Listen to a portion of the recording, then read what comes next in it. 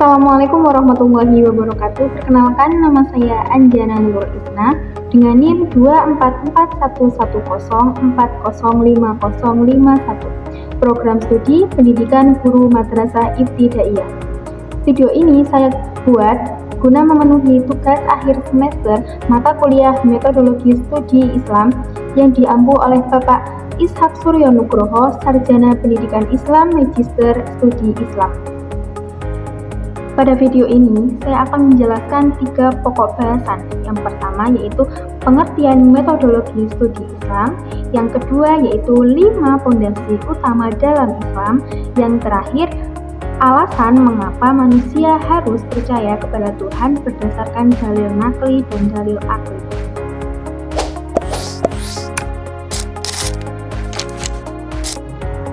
Masuk pembahasan yang pertama yaitu pengertian metodologi studi Islam.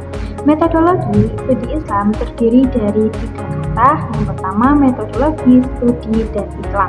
Metodologi berarti cara atau langkah yang digunakan untuk mempelajari sesuatu. Studi berarti kegiatan mempelajari, menelaah, mengkaji suatu ilmu. Sedangkan Islam adalah agama yang diturunkan oleh Allah kepada Nabi Muhammad SAW sebagai pedoman hidup manusia. Dengan demikian, metodologi studi Islam dapat diartikan sebagai cara atau langkah yang digunakan untuk mempelajari ajaran Islam agar dapat dipahami dengan benar. Metodologi studi Islam penting karena tidak semua informasi keagamaan yang kita dengar dapat langsung diterima begitu saja.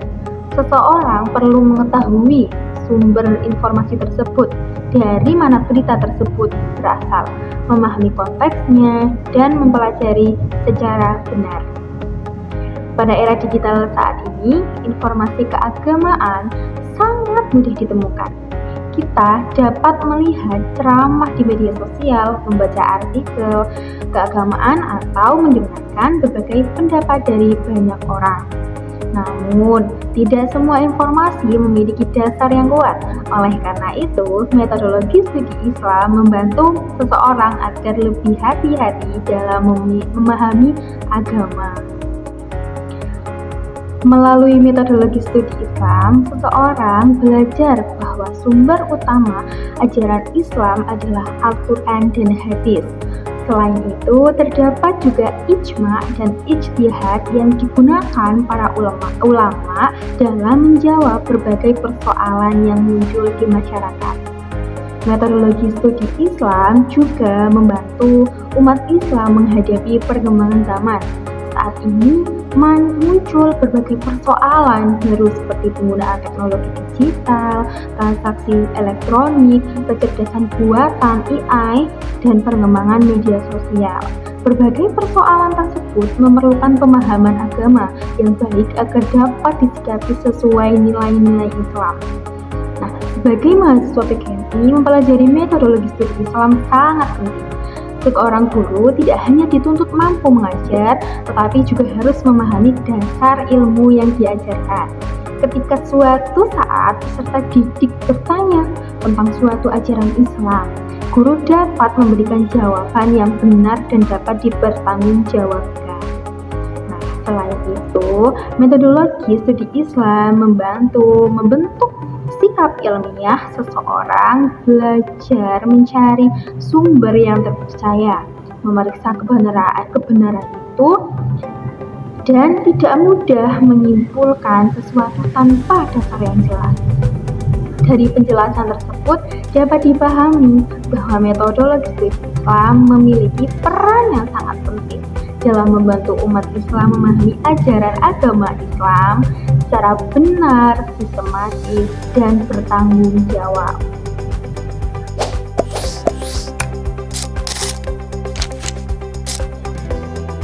Yang kedua, masuk ke dalam pembahasan Islam dibangun atas 5 dasar pondasi utama. Yang pertama itu ada syahadat, sholat, zakat, puasa, dan haji. Islam dibangun atas 5 pondasi yang dikenal sebagai istilah rukun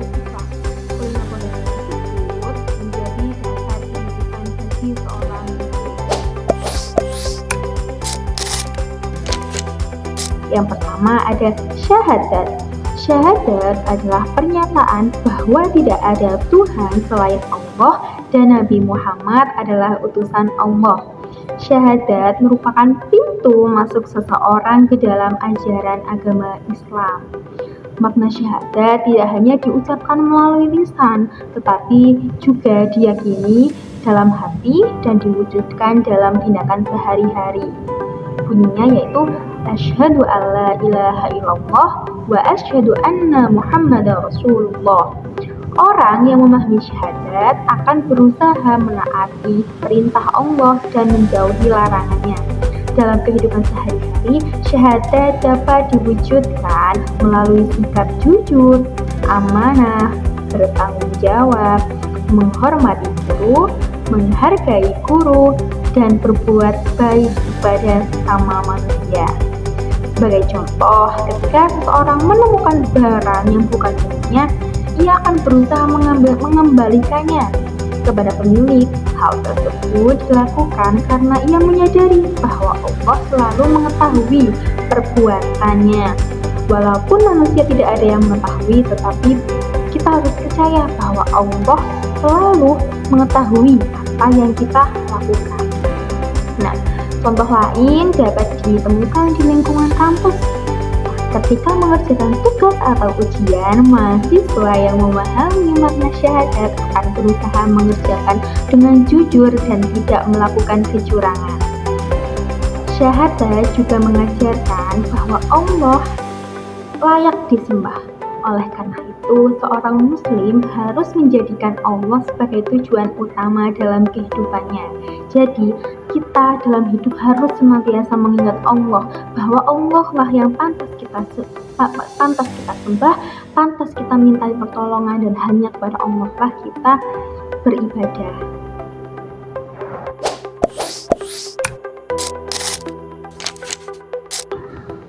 Nah, masuk yang kedua yaitu ada sholat. Sholat merupakan ibadah wajib yang dilaksanakan 5 kali sehari, yaitu subuh, zuhur, asar, maghrib, dan isya. Sholat memiliki banyak sekali manfaat bagi kehidupan manusia. Salah satunya adalah melatih kedisiplinan, karena setiap sholat memiliki waktu yang telah ditentukan. Jadi ketika kita beraktivitas dalam sehari-hari, kita perlu melakukan sholat dalam setiap waktunya, yaitu yang tadi 5 waktu dalam sehari. Nah, selain itu, sholat juga melatih kebersihan, karena sebelum melaksanakan sholat, seorang harus berwudu terlebih dahulu. Nah, dalam kehidupan mahasiswa, sholat membentuk karakter disiplin dan tanggung jawab. Seseorang yang terbiasa menjaga waktu sholat biasanya lebih mudah mengatur waktu belajar dan menyelesaikan tugas. Nah, sholat juga memberikan ketenangan hati. Ketika kita menghadapi masalah, seseorang dapat berdoa dan memohon pertolongan kepada Allah melalui sholat. Nah, ketika kita berada dalam kesulitan, kita harus meminta kepada Allah melalui perantara sholat dan juga doa.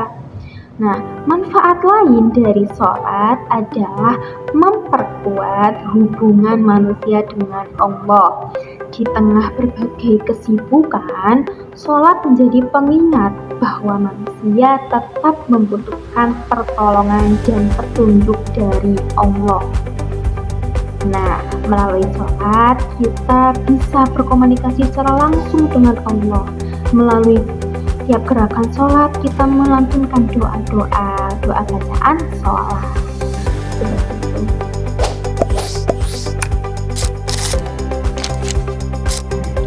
Nah, yang ketiga yaitu zakat. Zakat adalah mengeluarkan sebagian harta yang dimiliki untuk diberikan kepada orang yang berhak menerimanya, sesuai dengan ketentuan syariat Islam. Nah, zakat memiliki tujuan membersihkan harta dan membantu masyarakat yang membutuhkannya. Melalui zakat, umat Islam diajarkan untuk tidak bersifat kikir dan lebih peduli terhadap kondisi orang lain. Melalui zakat, kita juga dapat membersihkan harta yang kita miliki. Entah itu harta, bukan hartanya kita semua, tapi ada mungkin jatah milik orang lain. Gitu. Nah, dalam kehidupan bermasyarakat, masih banyak orang yang mengalami kesulitan ekonomi. Nah, kehadiran zakat inilah yang membantu untuk meringankan beban mereka. Nah, sebagai contoh, dana zakat yang dapat digunakan untuk membantu fakir miskin, anak yatim, korban bencana, dan masyarakat yang membutuhkan bantuan pendidikan. Nah, zakat juga membantu mengurangi kesenjangan sosial. Orang yang memiliki kelebihan rezeki dapat membantu mereka yang sedang mengalami kesulitan. Jadi, ketika kita memiliki harta lebih, sebaiknya kita juga ingat kepada orang lain, ingat kepada yang lebih membutuhkan juga. Kita harus bisa berbagi. Nah, selain itu, zakat mengajarkan rasa syukur.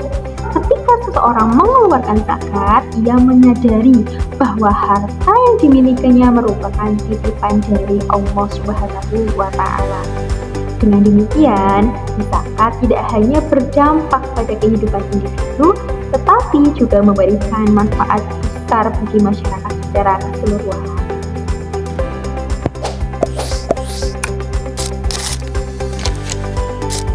Nah, selanjutnya yang keempat yaitu ada puasa.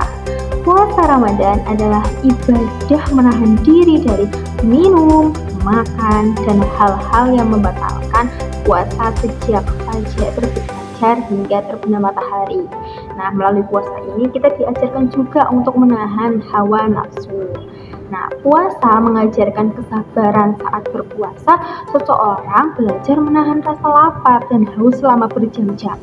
Selain itu, puasa juga melatih pengendalian diri. Seseorang tidak hanya menahan makan dan minum, tetapi juga berusaha menjaga ucapan, perilaku, dan emosi. Dalam kehidupan sehari-hari, kemampuan mengendalikan diri sangat penting. Ketika menghadapi masalah atau perbedaan pendapat, seseorang dapat menyelesaikan dengan tenang dan tidak mudah marah. Nah, karena disitulah pengendalian nafsu sesungguhnya. Puasa juga menumbuhkan rasa syukur. Ketika berbuka puasa, makanan dan minuman sederhana, terasa sangat nikmat. Nah, dari pengalaman tersebut, manusia belajar menghargai nikmat yang diberikan oleh Allah Subhanahu wa Ta'ala. Selain itu, puasa membantu menumbuhkan rasa empati terhadap seseorang yang kurang mampu. Dengan merasakan lapar dan haus, seseorang dapat lebih memahami kondisi mereka yang kesulitan memperoleh makanan. Nah, puasa juga menjadi sarana meningkatkan kualitas ibadah.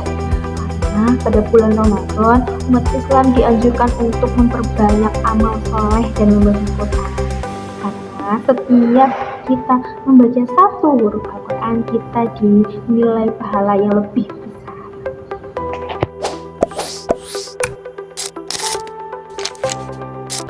Nah, dan yang terakhir yaitu ada haji.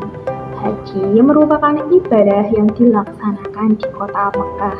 Bagi umat Islam yang mampu secara fisik, mental, dan ekonomi, ibadah haji mengajarkan persaudaraan dan persatuan umat Islam.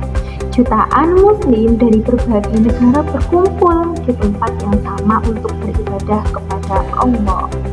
Salah satu pelajaran penting dari ibadah haji adalah persamaan derajat manusia.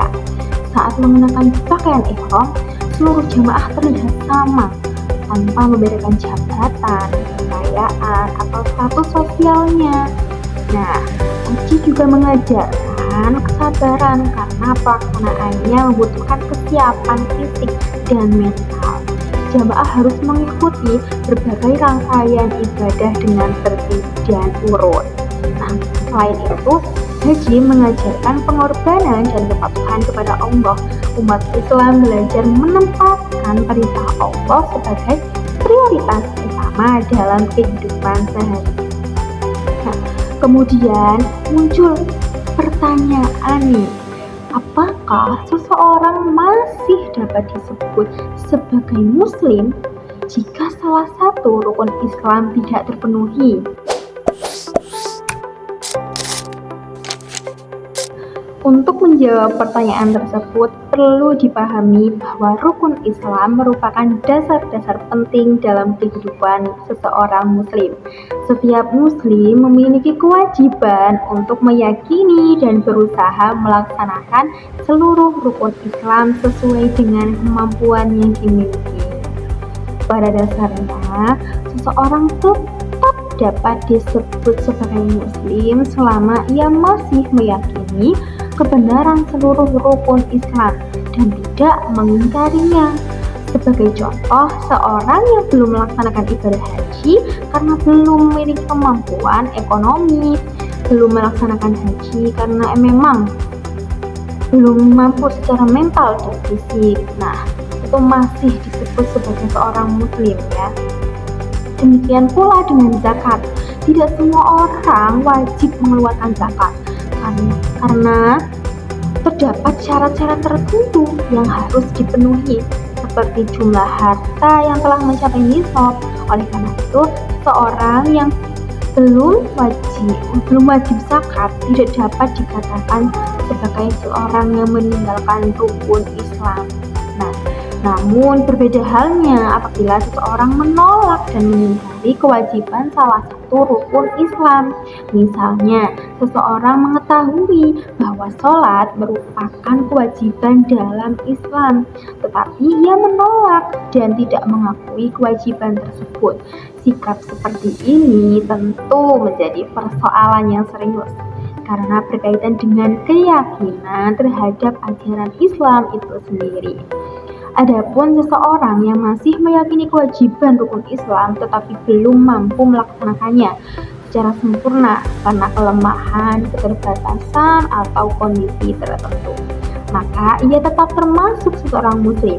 Akan tetapi ia tetap memiliki kewajiban untuk memperbaiki diri dan berusaha menjalankan ajaran Islam dengan lebih baik. Oke, dari penjelasan tersebut dapat dipahami bahwa seseorang Muslim tidak hanya dituntut untuk mengakui rukun Islam melalui ucapan, tetapi juga berusaha mengamalkannya dalam kehidupan sehari-hari. Semakin baik seseorang menjalankan rukun Islam, maka semakin kuat pula fondasi keislamannya. Oleh karena itu, setiap Muslim hendaknya terus berusaha meningkatkan kualitas ibadah dan ketaatannya kepada Allah Subhanahu wa Ta'ala sesuai dengan kemampuan yang dimiliki.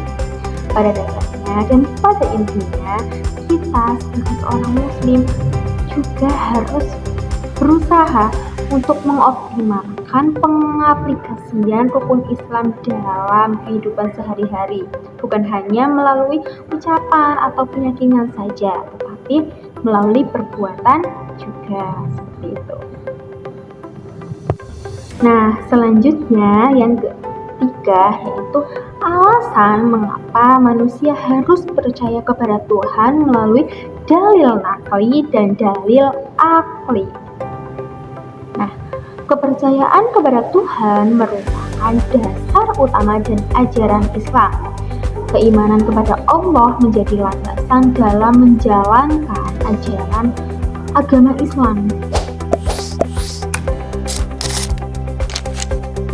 Nah, yang pertama yaitu menurut dalil nakli. Dalil nakli adalah dalil yang bersumber pada Al-Quran dan hadis secara langsung. Allah Subhanahu wa Ta'ala berfirman dalam surat Al-Ikhlas ayat 1, Qul huwallahu ahad. Artinya, katakanlah, dialah Allah yang Maha Esa. Ayat ini menjelaskan bahwa Allah adalah Tuhan yang Maha Esa dan tidak ada sekutu baginya. Allah juga berfirman dalam surat Al-Baqarah ayat 21 yang memerintahkan manusia untuk menyembah Tuhan yang telah menciptakan mereka. Melalui ayat-ayat tersebut dapat dipahami bahwa manusia harus beriman kepada Allah karena Allah adalah pencipta alam semesta. Nah, selain Al-Quran dan hadis, Nabi Muhammad SAW juga menjelaskan pentingnya iman kepada Allah sebagai dasar kehidupan seorang muslim, yaitu yang pada hari ini kita sebut dengan hadis. Nah, jadi pada intinya Al-Baqarah ini memerintahkan manusia untuk menyembah Tuhan yang telah menciptakan mereka. Melalui ayat-ayat tersebut dapat dipahami juga bahwa manusia harus beriman kepada Allah.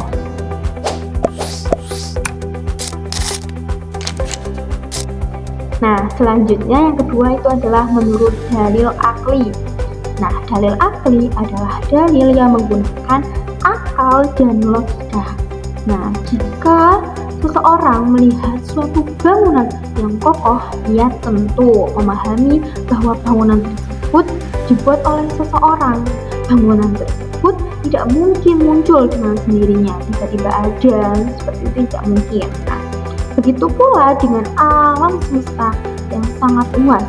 Matahari setiap hari terbit, bumi berputar pada porosnya, ada siang, ada malam yang berganti dengan gelap dan terangnya siang dan hari ya.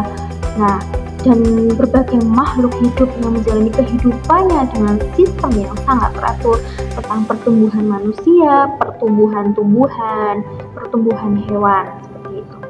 Nah, keteraturan tersebut menunjukkan adanya penciptaan dan pengaturan alam semesta. Dalam Islam, pencipta tersebut disebut dengan Allah Subhanahu wa Ta'ala. Selain alam semesta, tubuh manusia juga menunjukkan tanda-tanda kekuasaan Allah. Nah, jantung berdetak tanpa henti, paru-paru yang bekerja untuk bernafas, dan otak mengatur berbagai aktivitas tubuh. Yang otak berfungsi untuk merangsang pergerakan kita. Nah, semua sistem tersebut bekerja secara teratur dan saling berhubungan. Hal ini menunjukkan adanya rancangan yang sangat luar biasa. Nah, manusia juga memiliki keterbatasan. Manusia tidak dapat menentukan kapan dilahirkan, kapan dia meninggal, ataupun berbagai peristiwa yang akan terjadi di masa depan. Nah, keterbatasan tersebut menunjukkan bahwa ada kekuasaan yang lebih besar daripada manusia. Nah, kepercayaan kepada Allah memberikan ketenangan hidup. Ketika menghadapi kesulitan, seseorang yang beriman akan berusaha dan berdoa kepada Allah. Keimanan juga memberikan tujuan hidup. Manusia tidak hanya hidup untuk mencari kesenangan dunia tentunya, tetapi juga untuk beribadah kepada Allah dan mempersiapkan kehidupan akhirat. Jadi semata-mata kita di dunia ini tidak hanya bersenang-senang, tetapi kita juga menyiapkan diri untuk beribadah kepada Allah di akhirat. Nah, kesimpulannya adalah berdasarkan pembahasan yang telah dijelaskan, dapat disimpulkan bahwa metodologi studi Islam merupakan cara atau langkah yang dapat digunakan untuk mempelajari ajaran Islam secara benar, terarah, dan sistematis. Melalui metodologi studi Islam, seseorang dapat memahami sumber-sumber ajaran Islam dengan lebih baik, sehingga tidak mudah salah dalam menerima maupun menyampaikan informasi keagamaan. Selain itu, metodologi studi Islam juga memiliki peran penting dalam membantu umat Islam menghadapi perkembangan zaman. Oleh karena itu, pemahaman yang baik terhadap ajaran Islam perlu terus ditingkatkan agar dapat memberikan manfaat bagi diri sendiri maupun bagi orang lain. Melalui tugas ini diharapkan pemahaman mengenai metodologi studi Islam, rukun Islam, dan keimanan kepada Allah menjadi semakin baik. Selain menambah pengetahuan, materi ini juga dapat diharapkan untuk menjadi motivasi untuk terus belajar, memperbaiki diri, dan meningkatkan kualitas ibadah, serta menerapkan nilai-nilai Islam dalam kehidupan sehari-hari. Demikian pemaparan yang dapat saya sampaikan. sampaikan, semoga pembahasan ini dapat menambah wawasan dan memberikan manfaat bagi kita semua. Terima kasih atas perhatian telah diberikan. Demikian pemaparan yang dapat saya sampaikan. Semoga